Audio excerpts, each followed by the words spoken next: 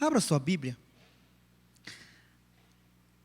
No Evangelho segundo Marcos. Marcos foi um dos discípulos, não apóstolo, mas discípulo, companheiro de Paulo nas viagens. E ele escreveu o seu Evangelho, contando, foi o primeiro Evangelho. Tanto que é aconselhável sempre a gente começar a leitura do Novo Testamento a partir de Marcos. E a estrutura de Marcos é uma estrutura de evangelização. Tanto que ele chega e apresenta Jesus. Jesus em Marcos, ele é totalmente da ação, voltado para o ser humano e com urgência de atingir esse ser humano e resgatá-lo do pecado. É sempre assim, após, e saindo, e indo, e pode perceber, toda a transição dos textos mostra Jesus em ação. E é uma apresentação de Jesus sucinta, direta, sem rodeio. Explica pouco sobre Jesus, apresenta muito Jesus. E em Marcos, capítulo 15, versículo 38 e 39,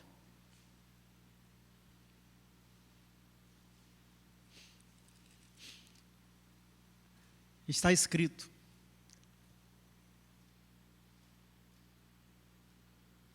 o centurião e o véu do santuário rasgou-se em duas partes, de alto a baixo.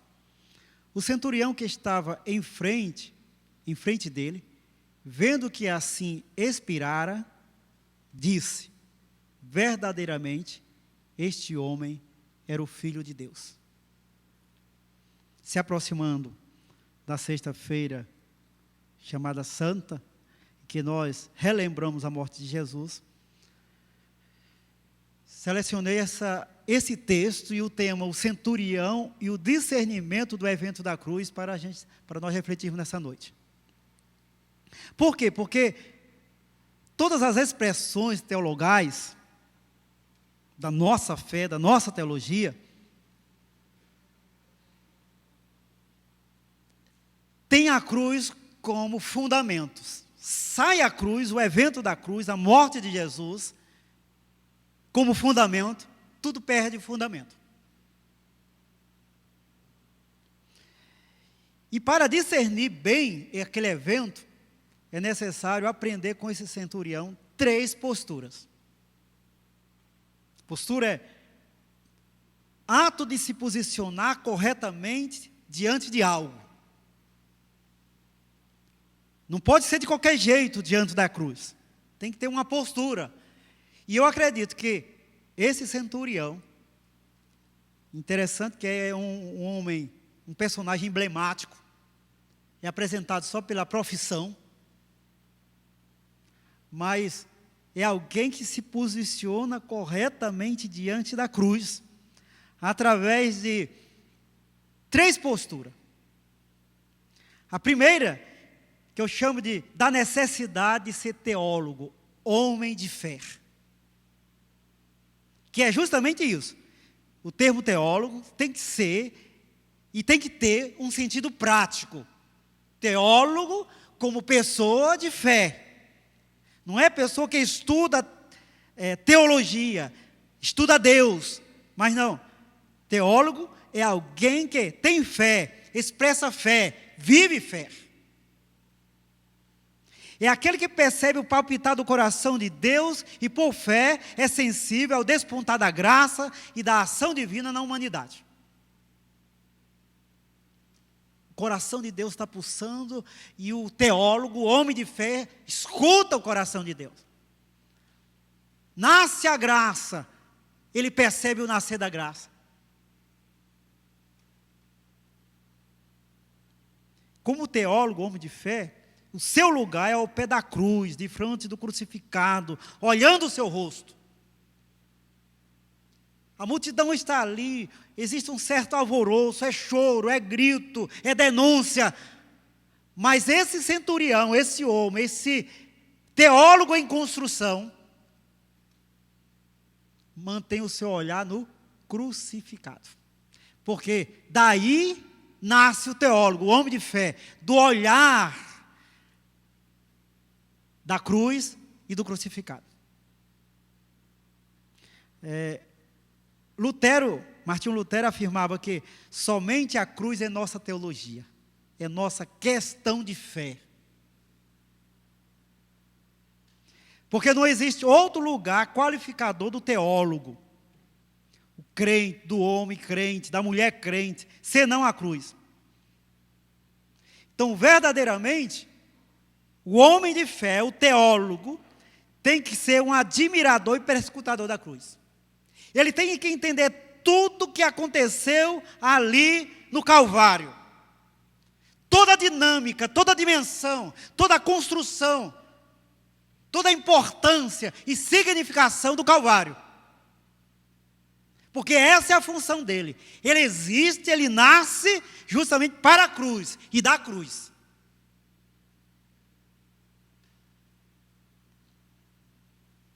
Lutero afirmava também: o teólogo da glória afirma ser bom o que é mal, e mal o que é bom. O teólogo da cruz diz as coisas como elas são.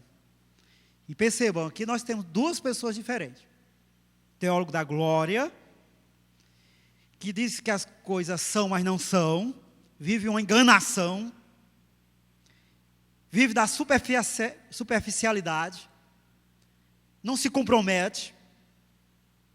E o teólogo da cruz,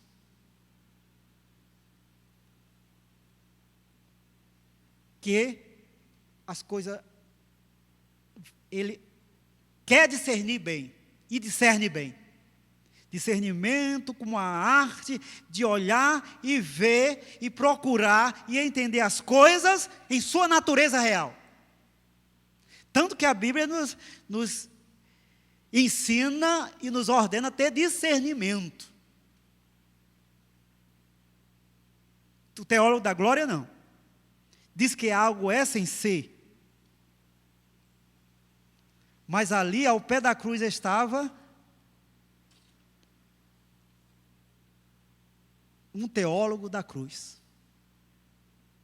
Teólogo da glória eram os fariseus, que construiu toda a encenação, sabendo que ali estava um santo de Deus, mas se declarasse santo de Deus a Cristo, perdia o status, perdia a profissão, desconstruía a sua religião. Então, é melhor dizer que não é, mesmo sabendo ser. Tanto que Jesus disse que aí estava a blasfêmia contra o Espírito Santo. Ser teólogo da glória é uma blasfêmia contra o Espírito Santo. É ver e se negar a ver. Na Idade Medieval dizia-se que se o Papa dissesse é preto, mas você olha e vê que é branco, mas porque ele disse que é preto, você tem que afirmar que é preto. É dizer que as coisas são sem serem. Diziam sobre Jesus o que ele não era. Por quê? Porque para os fariseus, para o teólogo da glória, a teologia, a crença, a igreja, a fé, é um empreendimento para a manutenção do status religioso, somente isso.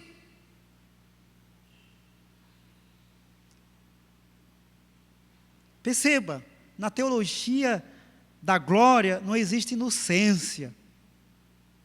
Afirma que uma coisa é sem ser, não porque não consiga compreender a real natureza dela. É uma questão de decidir pela mentira, para não se comprometer. Ali estava os fariseus ao redor. E por que ele chama a verdade de mentira? Para não se comprometer, para não se converter.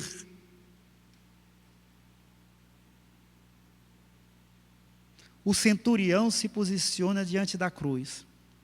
Ele a contempla e é confrontado com o seu significado. Ali se despe de qualquer ilusão relacionada a si mesmo e se torna um teólogo da cruz. Percebe as coisas como elas são. Por quê? Porque a teologia não é apenas um amontoado de manual, ela é uma questão de percepção da verdade em sinceridade. Para que se perceba a verdade é necessário sinceridade.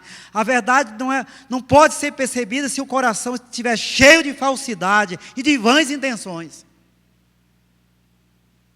Qualquer tentativa de domesticar a verdade em favorecimento de si mesmo é falsificação dela. Quer a verdade? Então, se comprometa com ela. Não tente falsificá-la, não tente domesticá-la, não tente colocar os seus interesses na verdade, porque isso é condição de teólogo da glória, que quer a mentira no lugar da verdade. Para isso, falsifica a verdade e diz, é mentira o que é verdade. É o fariseu dizendo, quando Jesus cura Belzebu, quando sabiam muito bem, ali estava o poder de Deus operando milagre.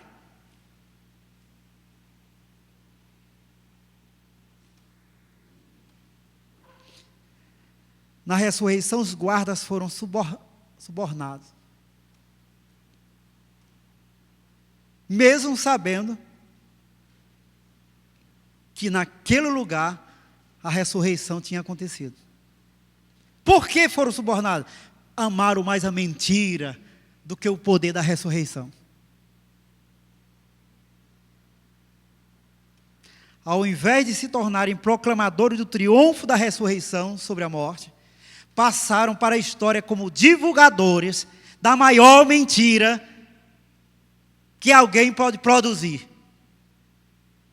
Afirmar que Cristo não ressuscitou quando o túmulo se abriu.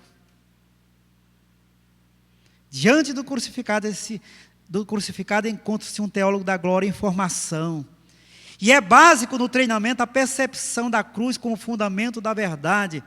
Sem a devida compreensão desse evento, não existe verdadeira teologia nem teólogo.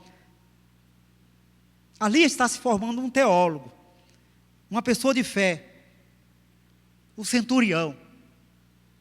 Como acontece essa formação? Como ocorre essa escola na vida de alguém? Olhando para o crucificado e sua cruz. Compreendendo como verdade o evento da cruz, o Cristo de Deus morrendo por nós. Sentindo na alma, na vida, sentindo no dia a dia, toda a transformação de saber, ali está o Cristo de Deus morrendo por mim. É o teólogo em formação, sendo confrontado pelo evento da cruz.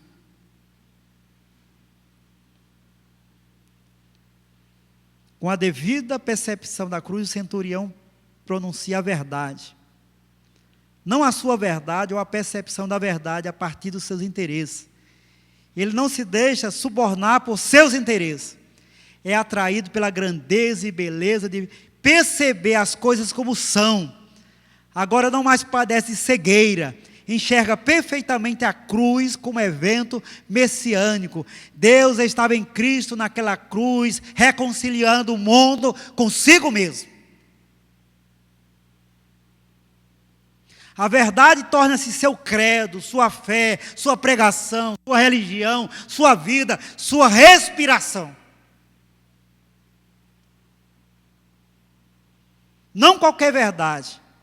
Interessa apenas a verdade revelada por intermédio de Cristo. A profissão de fé é resultado dessa verdade, não o contrário. O centurião não está forjando uma verdade. É a verdade que transforma a sua vida. E não ele que transforma a verdade. Ele deixa de ser mero espectador para assumir uma confissão. Que confissão? Que verdadeiramente aquele que está na cruz era o Filho de Deus, o nosso Salvador e Senhor. que ali havia uma encenação, que ali havia toda uma trapaça da mentira. E ele não se deixa enganar. Ele é um teólogo na escola da verdade. Um homem de fé agora na escola da verdade. Porque conhecendo a verdade, nós encontramos libertação.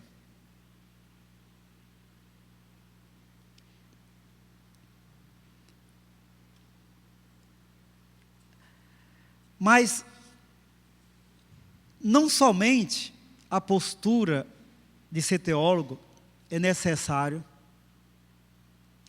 para compreendermos toda a dimensão da cruz e de Cristo. Sim, você tem que ser pessoa de fé. E como pessoa de fé, você não se deixa iludir, você quer que as coisas sejam como elas são. Não negocia, não coloca seus interesses. Não é a religião que você quer, a fé que você quer, a igreja que você quer. Não é isso. Você quer ver a verdade prevalecer. Porque você já se diz como daquele que saiu da ilusão para o correto, para o real. Sabe que o coração humano é enganoso. Então, que atitude tomar? De ser teólogo, homem de fé, mulher de fé, assumir essa postura primeira do centurião, ser confrontado com a verdade da cruz, quando tudo ao redor é só encenação, mas ali está a verdade. Mas também, nós precisamos de uma segunda postura diante da cruz, que é da necessidade de ser sensível. O centurião olhou e percebeu o expirado crucificado. A forma dele entregar o seu espírito a Deus. E isso é coisa estranha aos que sofrem de apatia. Que perderam a sensibilidade, que não conseguem mais constatar e sentir a dor do outro, caindo e morrendo ao nosso lado. Então, ali está o Calvário. Correria, choro, denúncia, uns gritam, se pode perceber ainda nos lábios das pessoas, crucifica, crucifica. Maria, mãe de Jesus, chora do lado, as mulheres choram também, é uma comoção, mas no meio de tudo isso, o centurião escuta o expirar de Jesus Cristo. Você sabe o que é isso? É necessário muita sensibilidade para o suspirar, o último suspiro. Ele consegue ouvir. O teólogo da cruz encontra-se em formação. Sua percepção, sua profissão de fé nasce de sua percepção dos sintomas messiânicos do crucificado. É a ação do Cristo que o estimula a formular sua profissão de fé. Em si, não é uma experiência com determinado credo. O credo vem depois. Ele é o produto da profissão de fé primeira. Ali está o crucificado. Diante dele ele suspira, morre por nós, morre pelo pecador, o justo pelos injustos.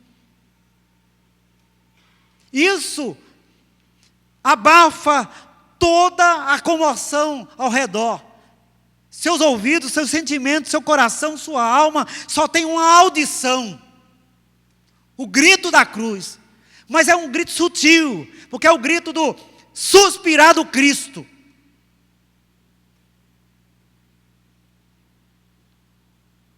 Isso é interessante, porque muitos não acordam nem com o trovejar de Deus.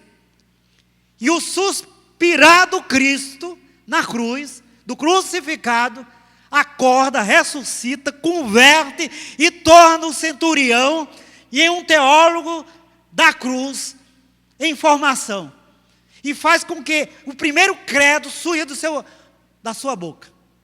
Verdadeiramente, esse é o Filho de Deus. Quantas vezes Deus troveja do púlpito, quantas vezes a palavra é impactante. E os Lázaros mortos continuam nos seus túmulos. E o centurião apenas sentiu, ouviu, percebeu o suspirado Cristo. E ali fez daquele suspirar sua declaração de fé, que se torna declaração de todo crente, em qualquer lugar do mundo. Porque todo crente tem que passar pela confissão primeira: este é o Filho de Deus. Se não passou, se não convenceu-se dessa realidade, e se não se converteu a essa realidade, não é crente, não é cristão. Então, para perceber toda a dimensão, todo o poder e bênção da cruz e do Calvário, é necessário sensibilidade, porque senão, passa por você toda essa dinâmica da graça de Deus, e você simplesmente, comovido com Maria, comovido com os fariseus, comovido com os gritos e as lágrimas, com a revolta, comovido com tanta coisa, Cristo morre, é sepultado, ressuscita, e você fica na sua apatia e na sua moleza de alma. Porque é necessário para o crente ter sensibilidade, ser sensível. Lembra de Elias? Quando Deus quis falar para Elias, aí envia um tufão, vinha quebrando tudo, um grande vento, e ele disse: é Deus. Não era Deus. E quando enviou uma leve brisa, ele nem atentou para essa leve brisa, e era Deus. Quer entender a cruz? Abra o coração. Abra o coração. Sensibilidade. Que seu coração seja coração de carne, não de pedra. Porque você vai ter que sentir, vivenciar, ouvir e ser transformado pelo suspiro do crucificado. Do contrário,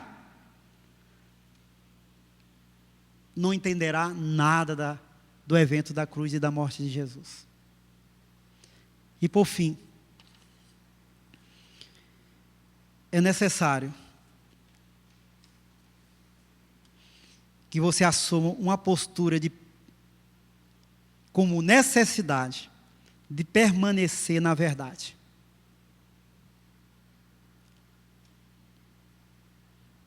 Depois de ter lançado o olhar sobre a cruz, o coração do centurião começa a pulsar conforme a batida do coração de Deus. Todo o seu ser invadido pela realidade de Deus, diante de toda a mentira promovida pela religião judaica e negociada pelo Império Romano, ela surge como a suprema verdade que salva e liberta todos os acorrentados.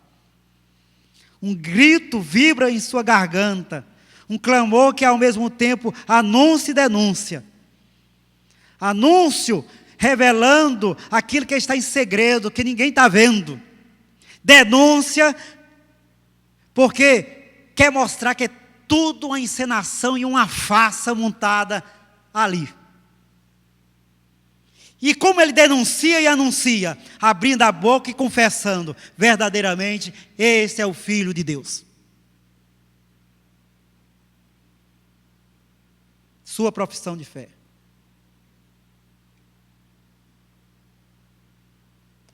E para que isso aconteça, ele tem que permanecer nessa verdade. ele tem que se posicionar. Ora, a partir de agora, tudo vai mudar. Ele é funcionário de um império que é necessário adorar o seu imperador como Deus. Ele faz parte de um mundo pagão. Mas, e o que fazer se a verdade invadiu o seu coração e agora tudo no seu coração é a verdade? Ele está em formação, ele está na escola da verdade, ele é o teólogo da cruz. Agora as coisas para ele têm que ser como são.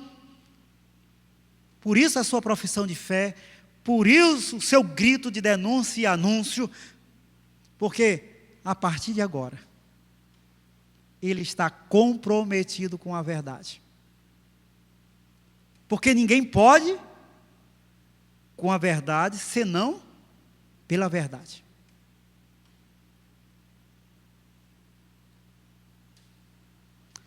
A gente fica até pensando em um caso de Policarpo. Policarpo viveu no século II, depois de Cristo. E ele foi levado para ser queimado vivo.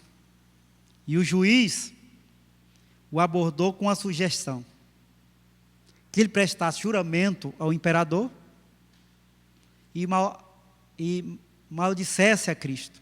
E ele seria libertado.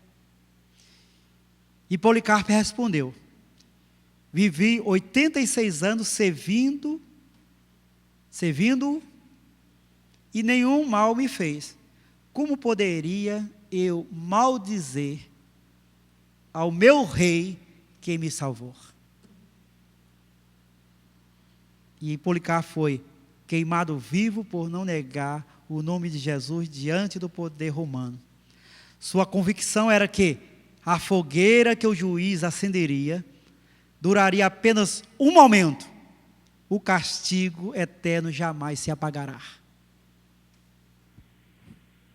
Ali está o centurião, totalmente entregue à verdade de Deus. E nessa entrega à verdade, não existe outra alternativa: confessar Jesus como Senhor e Salvador de sua vida. Depois desta verdade fazer parte do coração, como voltar atrás? Não existe mais alternativa. Só existe uma postura: permanecer na verdade. Como esse centurião nos ajuda a viver o Evangelho nos nossos dias e perceber a grandeza e o poder de Cristo crucificado.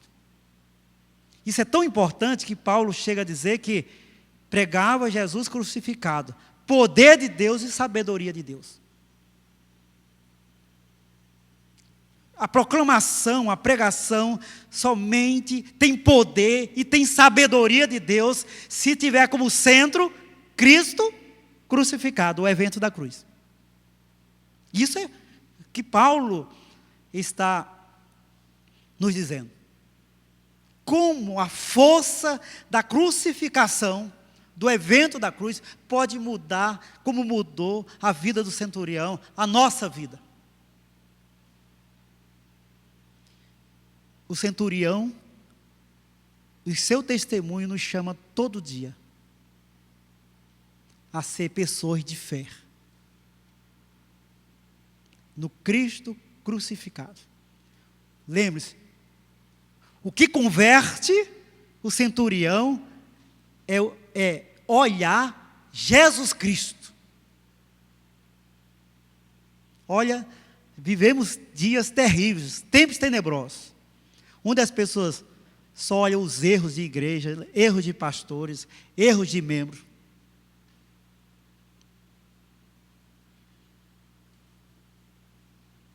É crítica, é gente revoltada, é gente se confessando como traumatizado com a igreja, traumatizado com... Por quê? Porque estão se esquecendo de olhar para o crucificado e sua cruz. Ali é que está a força da nossa vida e da nossa fé. Nossa boca deve proclamar a profissão primeira. E essa profissão primeira é que deve ser a nossa paixão.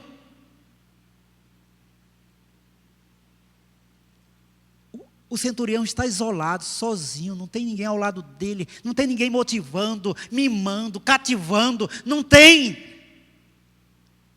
É na sua solidão de indivíduo que ele descobre Cristo e vive Cristo, e anuncia Cristo. Protestante é aquele indivíduo teimoso que sai sozinho no mundo e ele é suficiente sozinho porque tem Jesus Cristo, de tal forma que mesmo que ele viva e convida a vida toda como vis pecadores, ele não abandona seu evangelho, o evangelho de Cristo, que se torna o seu evangelho. E por que será que nós ficamos tão tímidos, tão manhosos? Vê o erro do outro, aí já se escandaliza, já perde a fé. Tinha 100 quilos de fé, agora só tem 50. E continue olhando, e vai chegar para a vida dos outros, vai chegar um dia que você não terá nada. Mas olhe para Jesus e você terá todo o reino de Deus. É necessário aprender com o centurião a ser homem de fé, a ser teólogo, aquele que olha para a cruz e encontra na cruz toda a motivação de ser, de crer e de viver. E isso basta na solidão de sua individualidade. Ele crente diante do Cristo, para ser o proclamador do Cristo.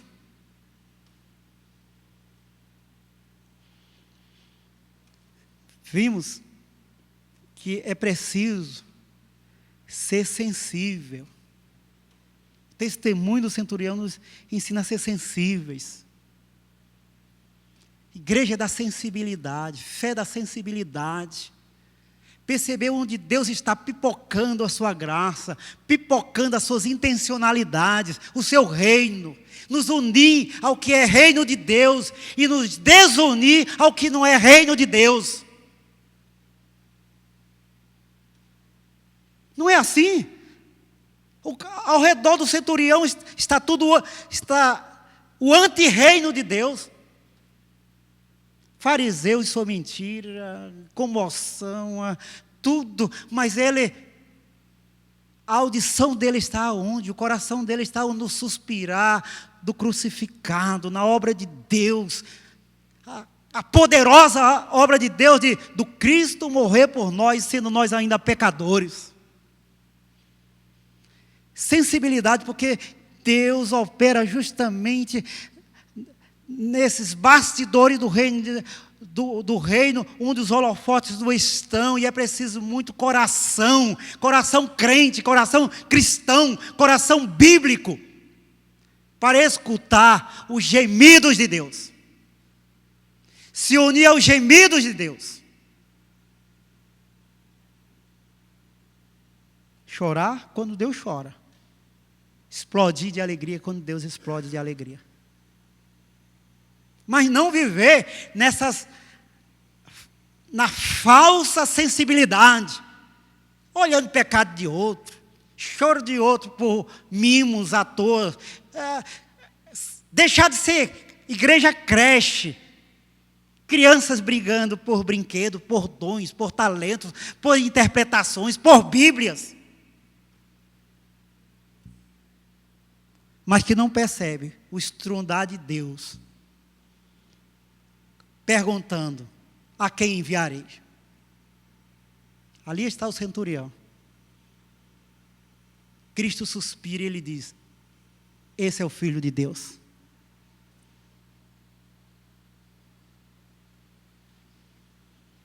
E Cristo continua suspirando. Escuta, siga Jesus. Finalmente, aprendemos com o centurião, e de uma forma bem prática, a permanecer na verdade. Doa quem doer,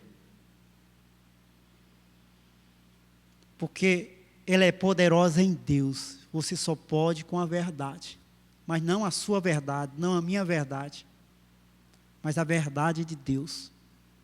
E chega um momento que você vai ter que comprometer seu eu, sua intenção, suas malignidades, à verdade de Deus.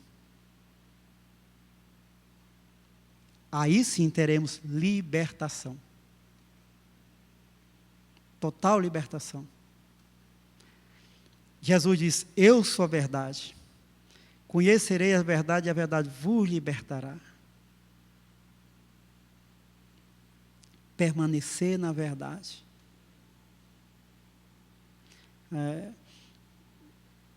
Eu vejo muito, hoje, as pessoas querendo a verdade de forma esquisita. São os especialistas da verdade. Vivem debatendo Bíblia, debatendo doutrina, debatendo posições. Gente que vive perambulando por aí, como pseudos especialistas de Deus. Quer saber quantos metros tem o céu? Não é assim? Quando a verdade é outra. A verdade é Jesus morrendo por nós. E depois que morreu, diz: negue a si mesmo, toma a sua cruz, me siga. Somente. Permanecer na verdade. Que Deus nos abençoe com essa atitude. Que esteja se levantando hoje outros centuriões diante da cruz e do crucificado. Na sua individualidade, sozinho. Não é crente muleta. É crente que está nascendo. Ele, Cristo, é suficiente para perceber, para sentir, para amar, para servir, para ser cristão no mundo. Porque logo, logo, o túmulo se abre. O poder da ressurreição invade o mundo. E agora, tudo é Jesus. Sem Ele, nada tem sentido. Seja uma pessoa de fé, seja sensível às coisas de Deus, não abandone a verdade, continue nesse Evangelho, o Evangelho do Cristo e sua cruz, porque é aí que está o poder de Deus e a sabedoria que temos que viver e proclamar sempre. Hoje e sempre.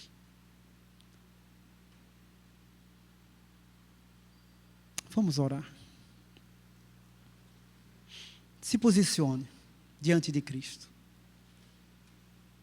Se posicione. É possível até que você nem sinta mais fé, nem sinta mais Deus, nem sinta mais amor, só segue o padrão. Vem à igreja, visita a igreja, conversa com gente. Mas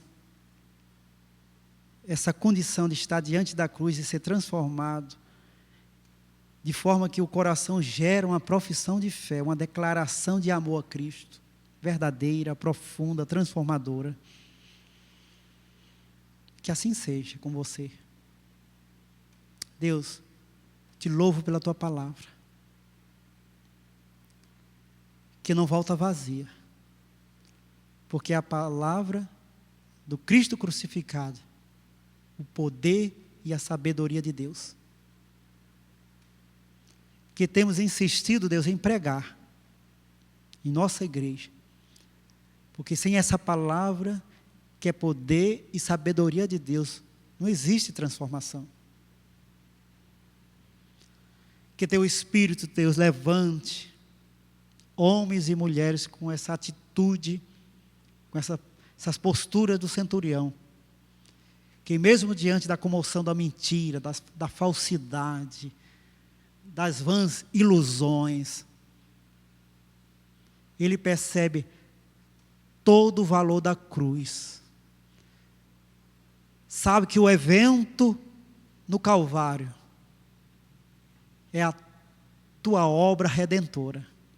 E se alia a esta obra redentora através da profissão de fé, da declaração de que Jesus é o Senhor para a tua glória.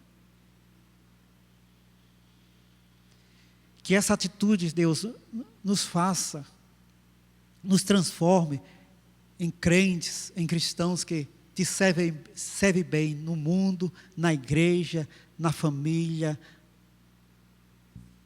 em qualquer lugar. Porque estaremos sempre como que diante da cruz, olhando para o crucificado e nele encontrando a razão de fazer e de ser todas as coisas. Nós te adoramos, te amamos e te servimos. E te agradecemos, Deus, por tão grande obra em nossas vidas.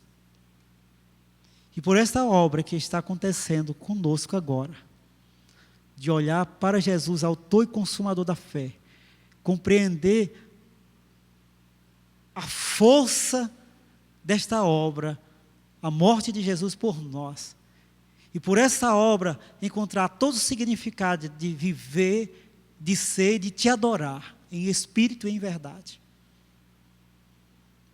Senhor, que teu Espírito nos transforme de tal forma que o amanhã seja totalmente diferente. Viver teu Evangelho e teu Cristo, amanhã, seja totalmente diferente. Sim, Deus, em nome de Jesus. Amém. Amém. Lembrando que amanhã, às 9 horas, nós estaremos em culto a Deus, relembrando a morte de Jesus através das 7 últimas palavras de Jesus. Teremos 2 seminaristas e 5 pastores pregando a respeito de cada palavra de Jesus, as últimas palavras na cruz. Teremos a orquestra e o coral da igreja. Na verdade, teremos o Espírito Santo operando nas nossas vidas, usando todas as instrumentalidades que Ele pode usar de nossa igreja para que Deus seja amado e glorificado. E você não pode fazer parte, ou deixar de fazer parte desse momento, porque onde está o Espírito Santo, nós temos que estar juntos. Somos sensíveis, né? Pipocou lá o reino de Deus, somos pipoca também, né? Temos que ser aquecidos por Ele em todo momento. Então, amanhã 9 horas estaremos aqui. Deus seja sempre nosso guia e nosso protetor em tudo que somos e fazemos. Vamos ficar de pé.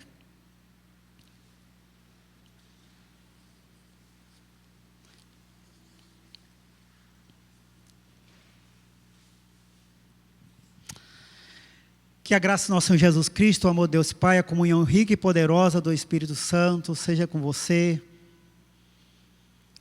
de forma que seu caminho até o seu lar seja protegido, sua noite seja de descanso, e mais um dia que o Senhor te dará, seja a renovação da misericórdia de Deus sobre sua vida e família. Que a graça do Senhor seja a força do teu coração, porque ela basta. Ela supre as nossas necessidades. E que olhar para Jesus seja algo apaixonante para você. De forma que as ilusões desse mundo perdem o sentido, porque Jesus se torna o teu amor maior. Amém. Deus te abençoe.